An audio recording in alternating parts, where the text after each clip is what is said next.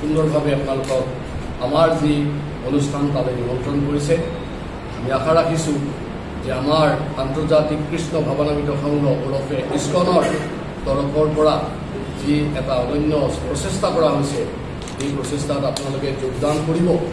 আৰু এই সন্দৰ্ভত মই ক'ব বিচাৰিছোঁ যে অসম আৰু জগন্নাথৰ লগত যি সম্পৰ্ক, এইটো এটা এৰাব নোৱাৰা বহুত পুৰণা নিবিড় সম্পৰ্ক। শ্ৰীমন্ত শংকৰদেৱে 1500 শতিকাত জগন্নাথ মন্দিৰলৈ দুবাৰ গৈছিল।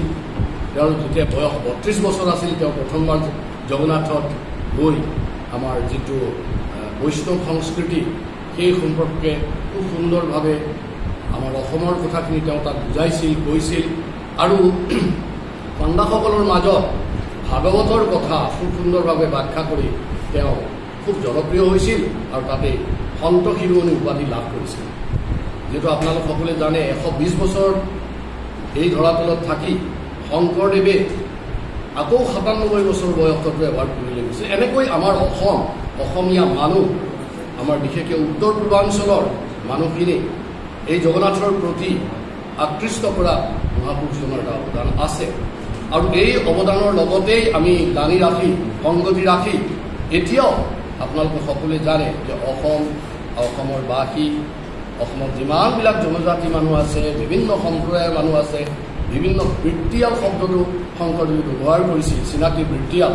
সকলোৱে গৈ এটা আপোন ভাৱত একগোত্ৰ হৈ এই এডাল ৰছীৰে এনাজৰীৰে বান্ধি শংকৰদেৱে দেখুৱাই যোৱা পথত গৈ জগন্নাথৰ লগত একেলগে গৈ সকলো অনুষ্ঠানবিলাকত যোগদান কৰে।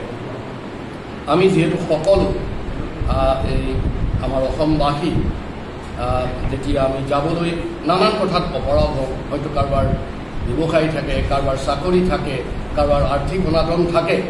এতিয়া এইবাবে আমাৰ স্থানীয়ভাৱে আন্তৰ্জাতিক কৃষ্ণ ভাৱনামৃত সংঘ ওৰফে ইস্কন গুৱাহাটীয়ে এই প্ৰচেষ্টা আজি বহুদিন ধৰি, বহু বছৰ ধৰি চলাই আছে।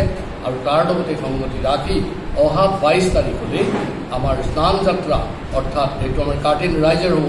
এইটো প্ৰথম দিনটো আমি জগন্নাথৰ যিটো মাহাত্য, যে জগন্নাথৰ ৱেডিং ফেষ্টিভেল অৰ্থাৎ স্নান যাত্ৰা অনুষ্ঠিত কৰিব।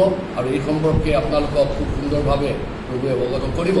মই আপোনালোকক এই সুযোগতে মানে আমাৰ যিটো অন্তৰৰ টান জগন্নাথৰ প্ৰতি, সেই টানটোৰ ৰাখি আমি সেই অনুষ্ঠানত যাতে সকলো আহিব পাৰোঁ, এই কথা অৱগত কৰিবলৈ আপোনালোকৰ মাধ্যমক আমি অনুৰোধ কৰিছোঁ, যাতে সকলোৱে অৱগত হয় যে 22 তাৰিখে আমি এটা সকলোৰে বাবে এটা অনুষ্ঠান খোলা ৰাখিছোঁ।